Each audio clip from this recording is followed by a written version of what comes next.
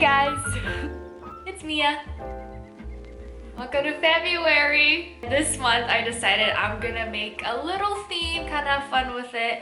So I'm gonna name this new series February Feels. So I figured since it's February we can talk about something about love, whether it involves friendships, relationships, marriage. So the first of the series, I would like to talk about maintaining friendships in the pandemic.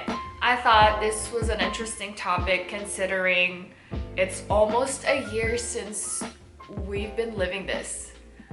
And partly I'm like, I have no idea how we're gonna get back into our previous social norms and how we used to hang out with people. So if you watched my last video, in the vlog, there was a lot of Facetiming with some family and friends. And honestly, that's the main source of connection, hanging out with friends and family that I've had. And we still kind of almost feel like we're hanging out. I know it's very different, but it's the closest we can get to it. It's a learning process to even see who's willing to FaceTime with you, because not everyone is a phone call person, not everyone is a FaceTime person. There's just certain people who would rather just hang out with you, but that's not ideal in the pandemic.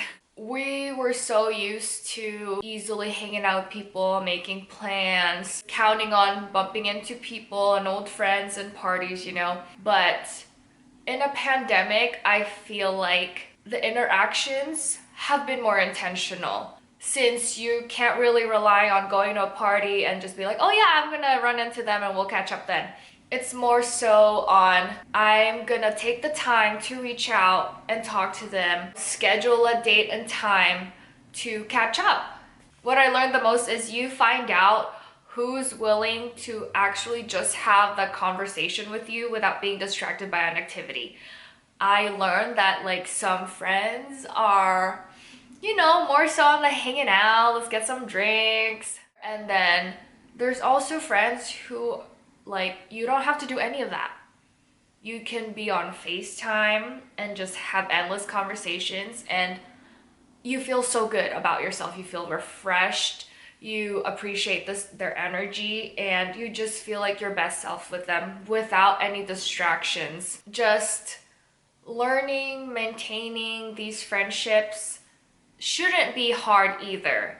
The friendships you've made, if there has been a bond before this happened, that bond shouldn't be so easily broken just because you guys aren't hanging out, just because you guys aren't each other's company. Knowing who you have that strong bond with, whether or not you see them often, is truly what that friendship is about.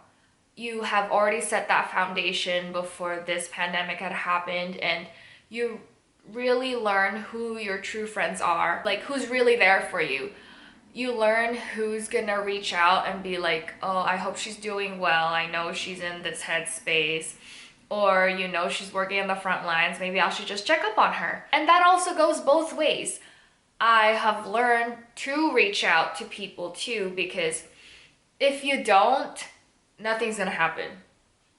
It's a two-way street. It's so important to reach out just as much and to not take advantage of the people who do reach out. Like, you also have to do that.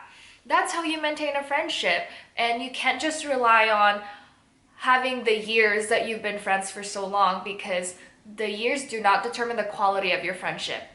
It's the effort, the love, the time that you give them, whether or not it's like a quick phone call, a text, or a FaceTime date. And I know I'm one of those people who are also like, oh, well, we don't have to see each other that often, because when we finally do, it's like nothing happened. Well, what are we gonna do now that we can't see each other? This is the time to actually put that effort in and be like, hey, how are you doing? How are you feeling? I just wanna check in with you, without any underlying motive that like, oh, I'm gonna check in with them because I want them to know how I'm doing. It's not that. No. It's time to be intentional with your friendships. It's time to keep building and keep growing with your friends. Because if you don't, that's when you start to like weed out who's willing to be there for you through your growth and through your experiences in life. As much as I've learned who's there for me, I've also had that friendship grow.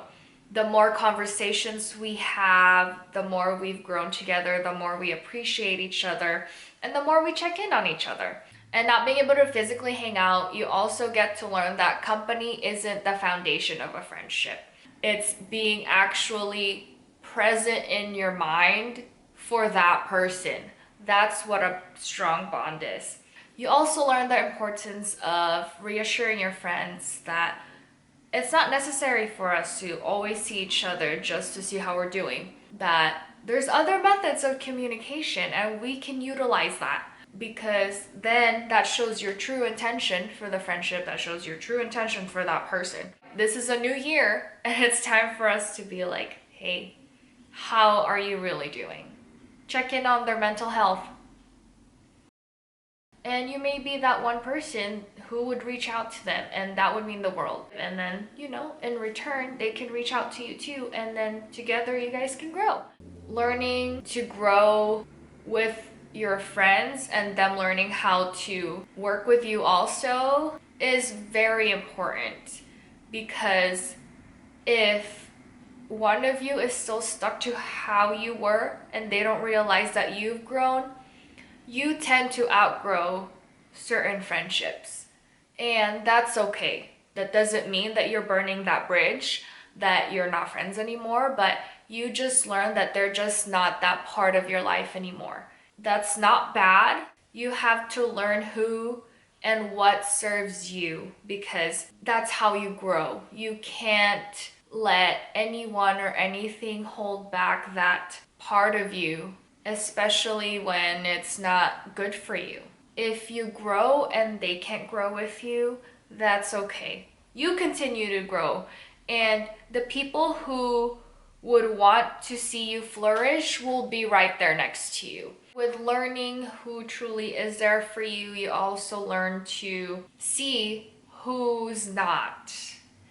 It's unfortunate that the pandemic really kind of weeds out who your true friends are, but it does. It gets clearer and clearer to see who's really there to share your morals, to really care about the things you do, care about your health, your mental health, your aspirations in life. You really see who you want to keep in your life. When you learn to see who would not be there for you, you learn to set boundaries. You learn that you can't be giving your all if they haven't really given you just even 10% of what you know they're capable of. It's exhausting to not receive that back because you don't feel loved. Surround yourself with people who know your worth, with people who value you, and people who really treasure what you have to offer them, and vice versa. And so I hope you guys enjoy the first of the series, just laying it all out there with this topic and friendships and going through life with these friends, because your lifelong friends, it's so much sweeter looking back and be like, oh, remember that and this and that, and knowing that you're still so close. Strengthen that bond, nurture it, grow together. And with that happy first of the series, I hope you guys enjoyed that. It's gonna be fun. We're gonna have fun. I'll see you on the next one. Hey.